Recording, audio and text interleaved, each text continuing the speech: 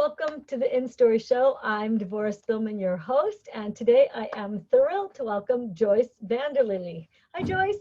Hello, Devorah. I'm so glad to be here, and it's so nice to meet every one of you. So before we dive in, I just want to give us a little directional focus. So Joyce is an artist and mindset mentor, and so we're going to dive in to how do you tap into your creativity and find your force so that you can bring that out in the world. And it's really a lot of where we're going to go into today is really how to take that creativity and make that what you shine out in the world. And we're going to have a process that you're going to do that's going to help you actually get started right away in this interview. But as always, I like everyone to start a little bit with your story. I'm kind of on a mission to show all of my audience how you can look at your story to reveal your purpose. So Joyce, tell us a little bit about where you grew up and what you were like when you were growing up and kind of how that led you both in and out of leading with your creativity. Oh, this is lovely. Yes, I love to share this. So I am originally from Holland, a small country in Western Europe. Perhaps many of you know where it is. It's on the exact opposite side of the world from where I live now. I'm in New Zealand now. So my story starts in Holland, and I have always been a curious, creative kid. And I was always a maker of things. I love to draw. I love to make mud pies, sand, play in the sand pit, make things, but always making things that would make somebody happy or myself feel accomplished, I always was very much of a dreamer as well. I remember my parents always saying that I was floating on my own little cloud, full of dreams and creative ideas.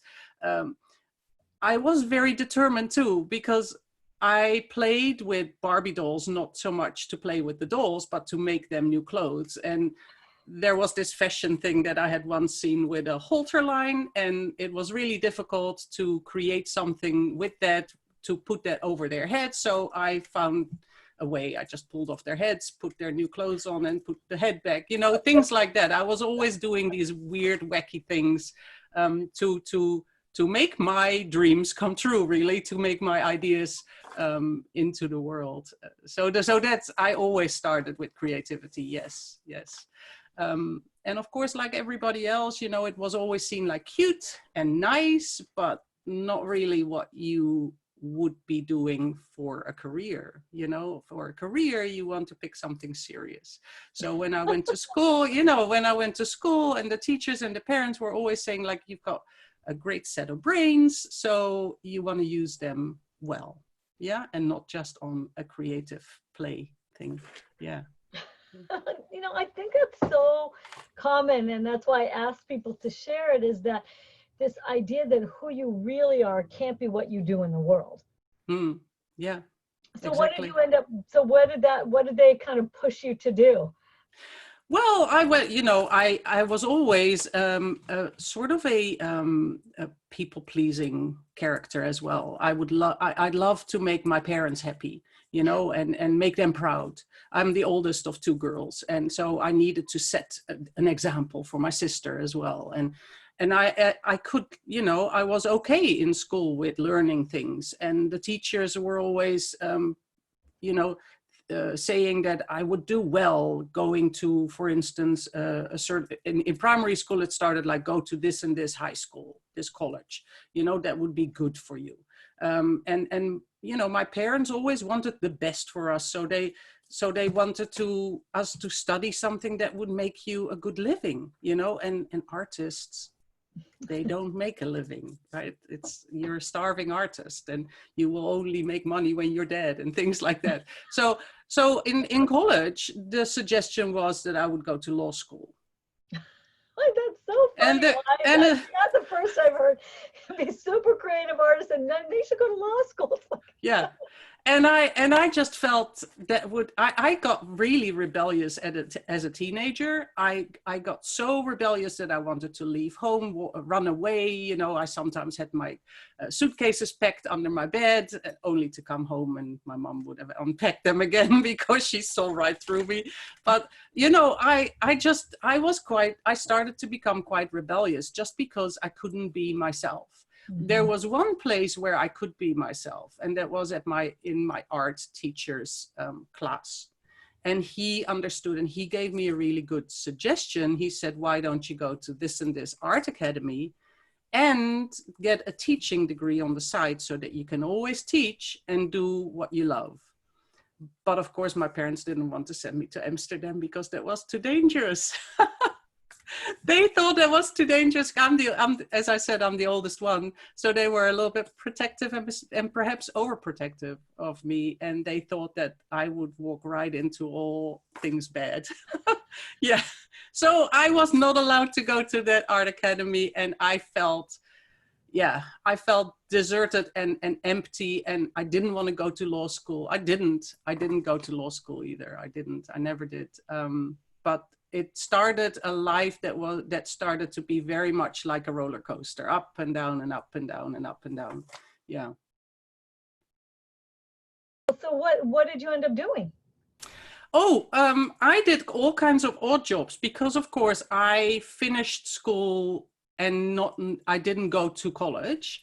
I was only able to take on simple jobs like reception work, but I'm a hard worker. I learned that, you know. So I ended up at one stage. I ended up in a dental practice where I worked as a receptionist to replace somebody that was on maternity leave, I think.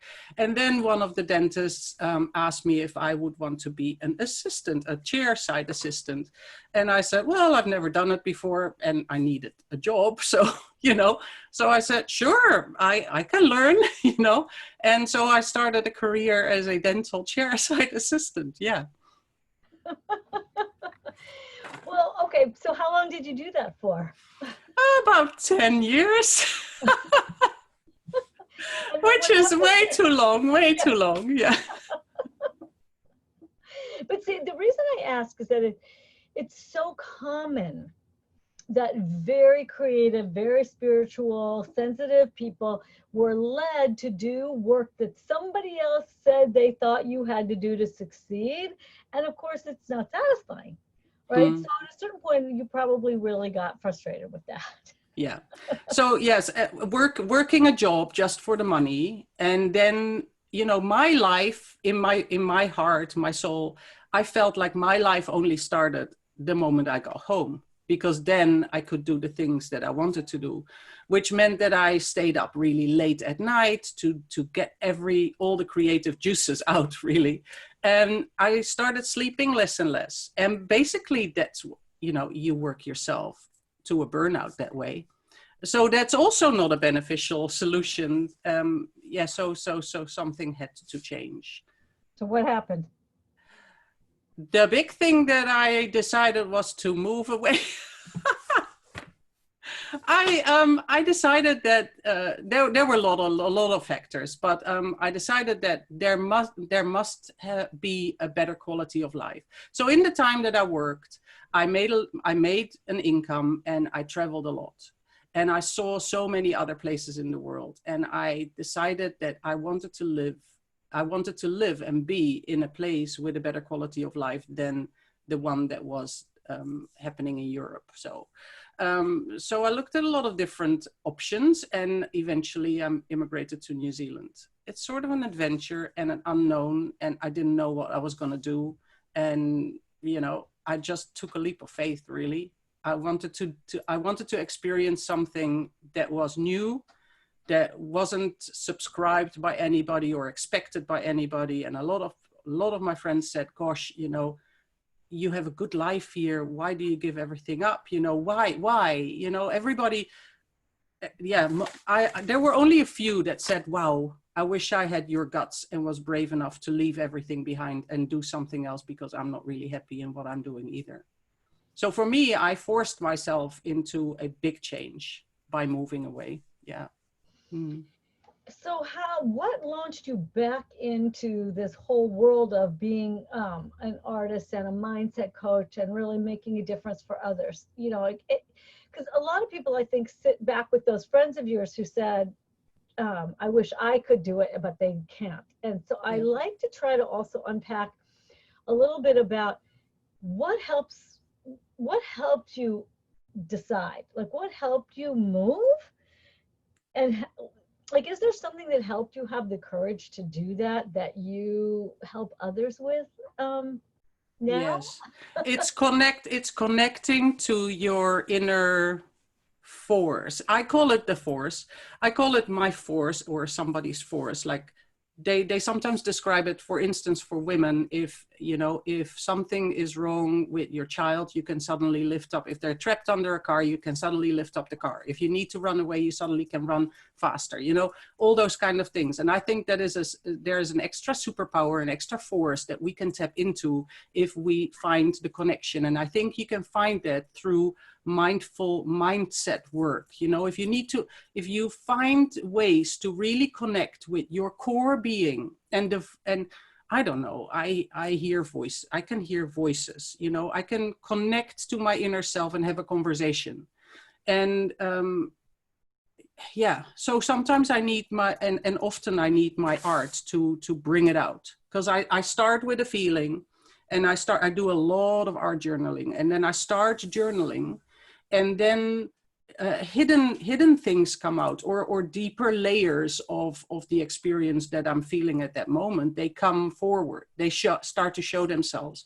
And perhaps not everybody that sees that the work will understand that, but I do, you know, and I feel the connection, and I get answers through working that way. And I have found that that works for a lot of people, and for some people in a different way. I mean, not everybody journals visually, you know. Other people write, other people make music, or other people perhaps start cooking a soup, you know. It's like, if you allow yourself time and open-mindedness to make those connections, then you can find so many answers within yourself, and bravery and guts and daring and all that you need. Your courage is there too. Yeah. So I want to hear the earthquake story. Okay. Or So at least a small version of it. yeah. Okay, so when I moved to New Zealand, there are two islands in New Zealand. There's a South Island and a North Island. It's very lightly populated, and the South Island is bigger and has less people. So we're about just 1 million people. I loved, you know, the scenery and everything. So that's where I settled, yeah, and try to blend into New Zealand society, and and the funny thing is that you can easily fall back into a trap, into the same habit, the same way of living, you know, because I felt I needed to adjust to the society that I came into. I started to take on normal jobs. I didn't have to in the beginning, you know, I didn't have to. I could have done anything, but I felt like I needed to be invisible and blend in. And so I fell into that same trap. And so I experienced that sort of feeling of unease and unsatisfactory kind of, you know, is that all there is to my life now, you know? So then I had 2 kids. I thought that was the answer, perhaps, you know. And life was pretty nice. And there were ideas, and I started to work on the ideas from within. Like, yes, I'm going to do this creative part now. I really, really want to. I felt that time, you know, I was in the zone, so to speak, you know, connected to my creative juices again. And I had these plans, and then the earthquakes happened. And they basically shook everything, you know, they shook the earth, but they also shook my life, and they broke so many things that we lost a lot of what we had, enough to have to start all over again, you know? And that was the real eye-opener, because it had taken all that time and all that experience to realize that why did I not just allow whatever was in my core there down. I always go like, it's here, It's here somewhere, you know. Why did I not connect with that earlier and just run with it, you know? Why did I resist that constantly, like trying to please others, trying to please a new society that I moved into, trying to blend in an invisible way? Why did I not just show my true colors that were bright and shiny within, you know? And so after the earthquakes, because it was such a big event, and I really had not much to lose after that, it was like, okay, I'm not going to do anything that doesn't make me happy anymore. I'm not going to take on any job just for the money. I'm not going to take on any work that doesn't make me happy, that I don't want to wake up for. So I created a new life, really, with whatever I had left, created a new life and made it so that for me, it doesn't matter now if it's a Monday or a Friday or a Sunday. You know, I love what I do regardless of the day. I don't go like, oh, finally it's Friday. It's a Friday, it's good. Friday is good, Saturday is good, Monday is good too, you know. There's something nice in every day of my week, so it doesn't really matter. And that is what I love. I love doing what I do, and including the creativity in the work that I do locally and online. And that's just really, it just makes me happy. Yeah. Which is such a wonderful thing. This is what we want to say to all of you who are watching. It's possible to turn what you love into your work. Yeah. Not everybody has to do that. It's not a requirement that you have to make money with your creative gift. I remember Elizabeth Gilbert finally talking about that. You don't always have to ask that of your creative gift, but you can. Yeah. It's amazing the crazy things we can do. So I love to give everybody in the interviews an experience. And so I asked you to create a little something that we could do with you during the interview. So maybe we can do that. Okay. So this was a bit of a surprise. I've put together this real quick. I've just got a sheet of paper. Okay. And I put it on the board so I can do this while I'm sitting here.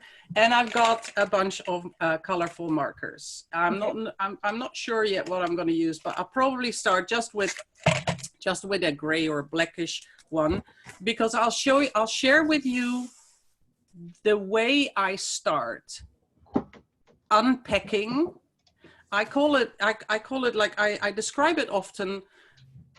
So you go through life and you carry a backpack, and on the way you put things in your backpack, right? Like a hunter-gatherer almost. You know, you have an experience and that fills some space in your backpack.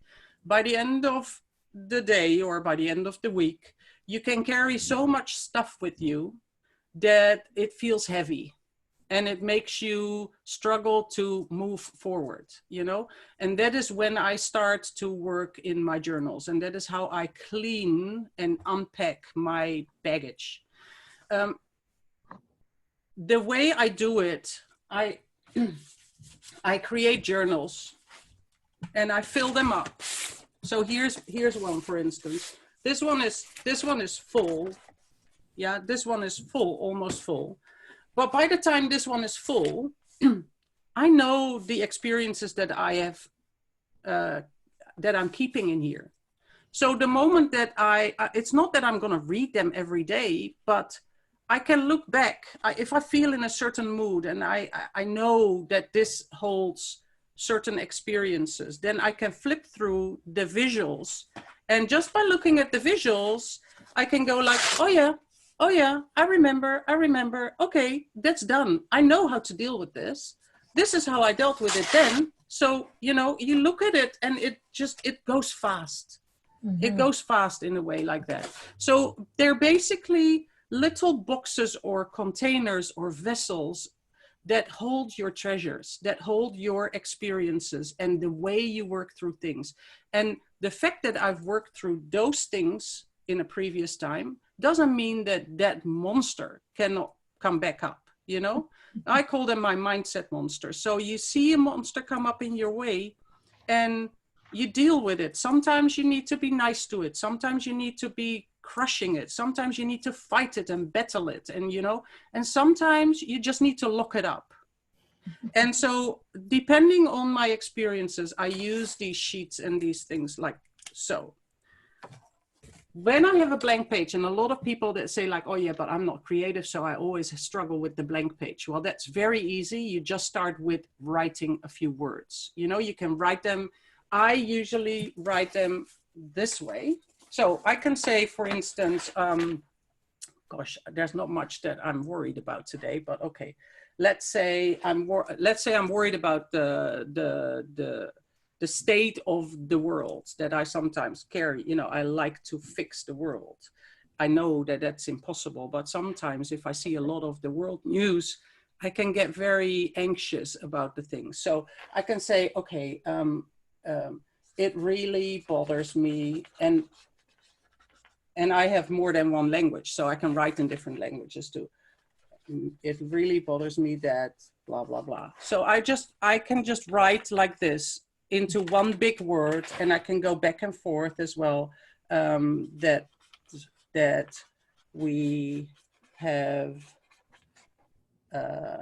patriarchy. I'm not really fond of patriarchy. So I can go back and forth, back and forth, back and forth. And I will fill this whole page with just writing, scribbling, just a dump of my brain, whatever comes out, you know, something that is bothering you. It can be somebody that you met, you know, you might have had an encounter about with somebody and it really bothered you, and then you just write it out. So I'll give you a little bit of time to fill this little page. Okay, you can write your stuff into that. Or you can just do some big words like boo. Just like if you're really angry, you can just go bang, you know? And so the first step, if they're writing the steps, is just a brain dump. A brain dump. A brain dump of something that you want to loosen, that you want to get rid of. Yeah. Okay. Right.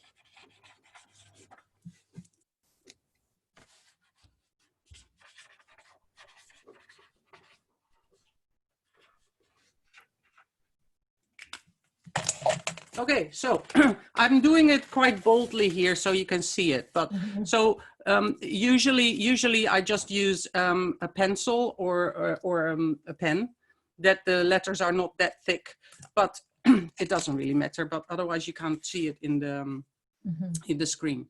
So okay, so we've got this. Then what and these are the things that I don't want you to think about too long, right? I don't give myself time to ponder and think about what it is that I'm going to do. So then I think about a symbol and a color that makes me feel safe. You know, what is for me something that makes me feel safe? Then I'll just grab a color now from my pot, and I'll just draw that over the top. And you can do it in any direction. I just draw that over the top. So you don't think about it too long. Just grab a symbol, something that speaks to you, something that you like the look of visually, the shape. You can color it in. You can do it with markers. Markers are quick and easy.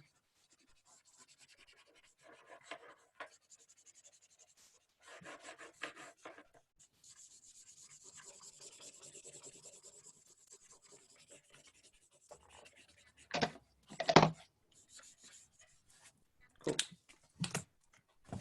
Tell me when you're ready. Okay. Cool. You don't have to show me yet. We'll take that after. Okay, then if you have another color, then I want you to grab another color, and I want you to add something that makes you happy. What makes you happy? If it's a word, that's cool too. You know, what makes you really, really happy? And you write that down.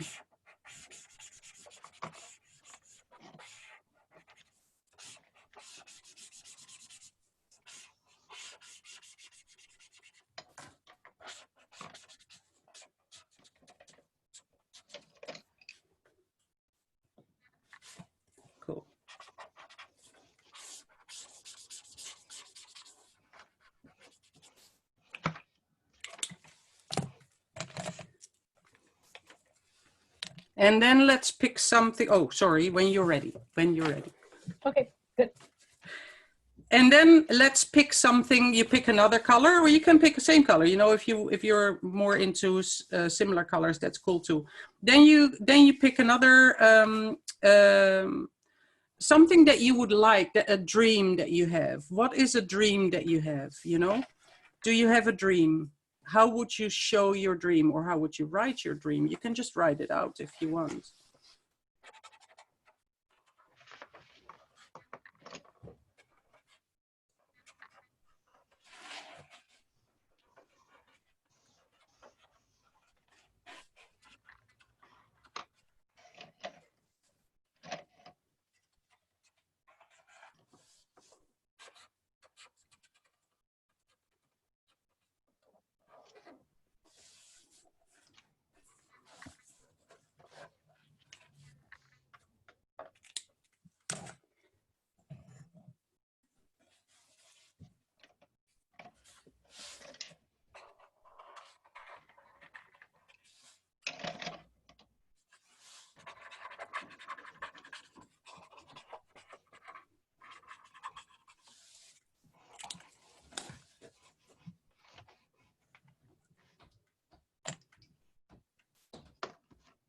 You got it? Yep. Cool. And then we'll do a last one for this exercise. We'll do a last one. So how would you feel if you had your dream? Write that in a word, or in a symbol, or in a movement, like a shape, however you want to do that. You can, how would you feel if you had your dream?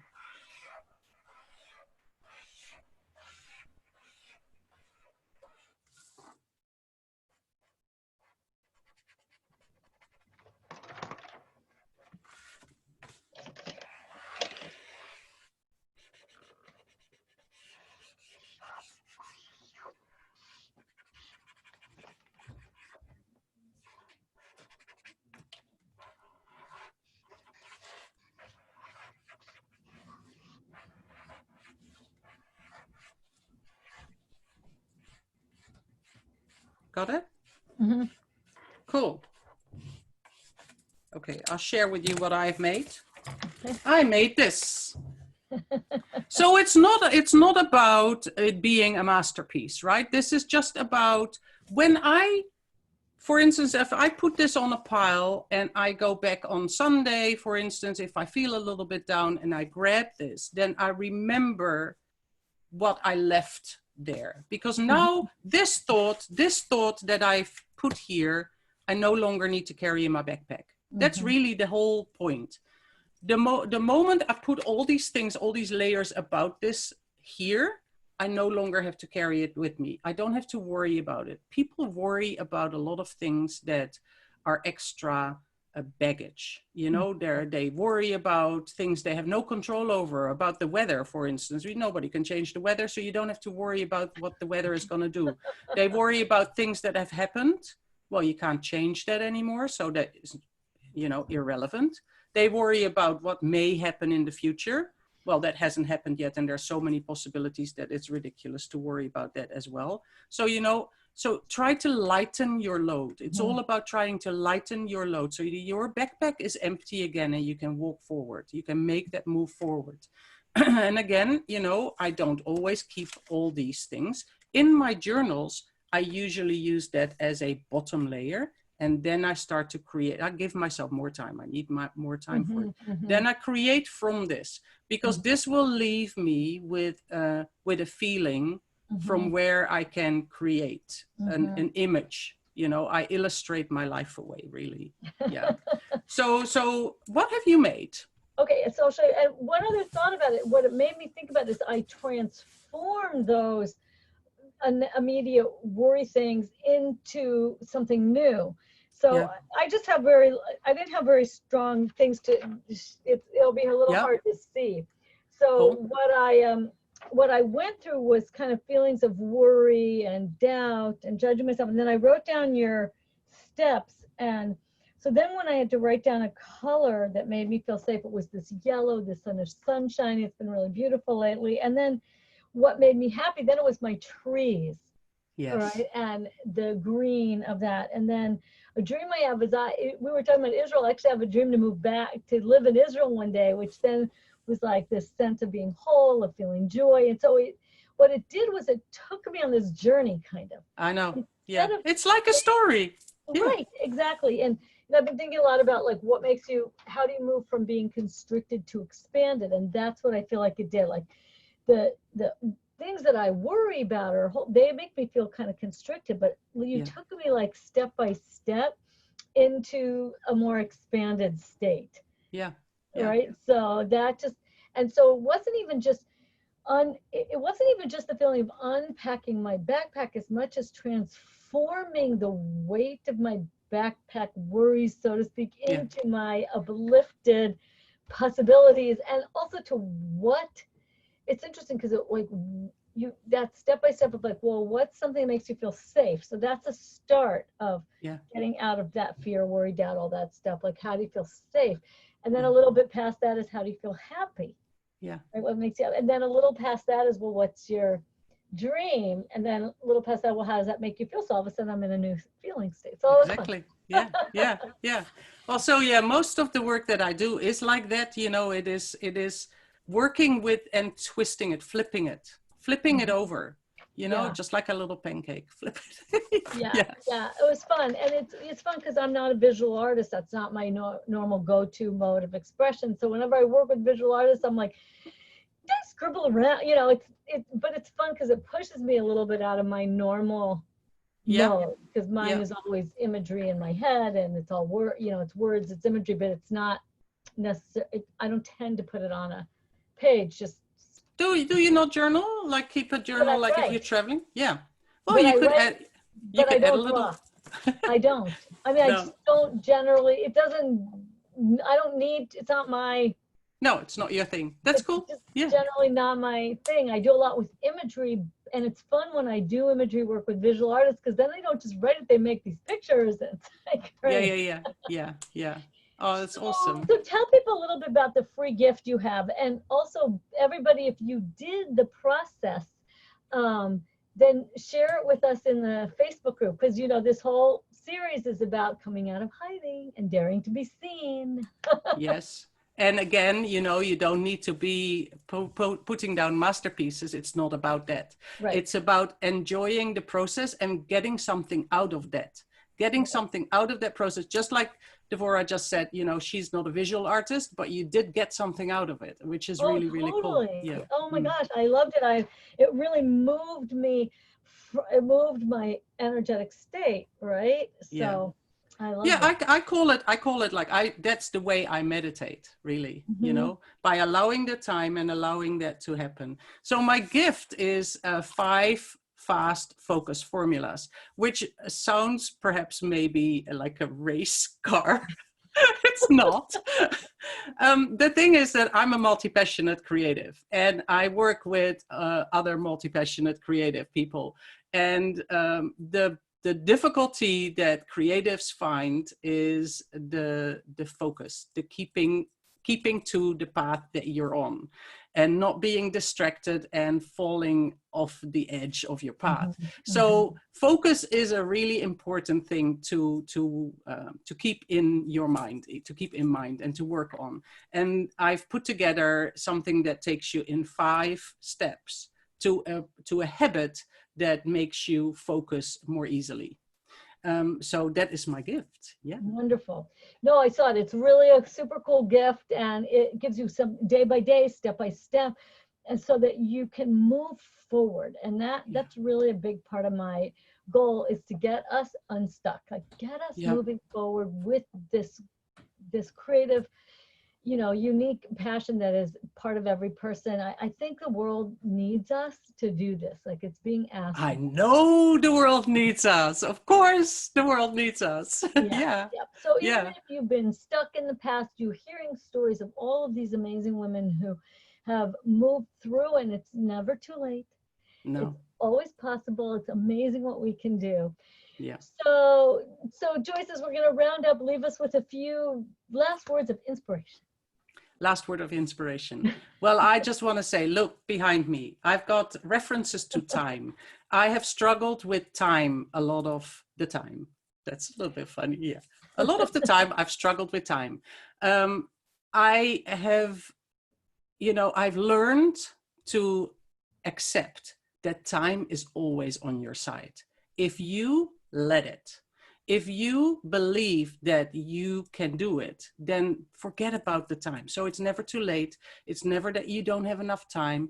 It's never like you're too old, too young, too blah, blah, blah, blah, blah. It's always the right time. It's always the right time. If you want to change something in your life, if you want to finish a project, if you want to reach a dream, then today and any time that you decide is the right time to start. And that, yeah. And for me, I was thrown into the position that I had to just accept that, but not everybody needs to go through a life-changing, natural event like that. But, whatever happens, whatever shakes your life, just remember that it is always a good time to start working on your dream or working on your goal or your project or finishing it. Yeah. Yeah. I love that so much. The summit's about is finally your turn, really, and that is the perfect message. It's really always your time. It's always a good time. Yeah. I love that. I love that so much. Well, Joyce, thank you so much. And everybody share what you made. And Joyce, thanks again. Love what you're up to. Thank you for having me. And I really hope that it helps others to come out of their little corner as well. Yeah. Me too. Come out of your little corner, right? And as I say to everybody in farewell, remember to go out in the world, share your story, live your purpose, and be a blessing. Yeah. Bye, everybody.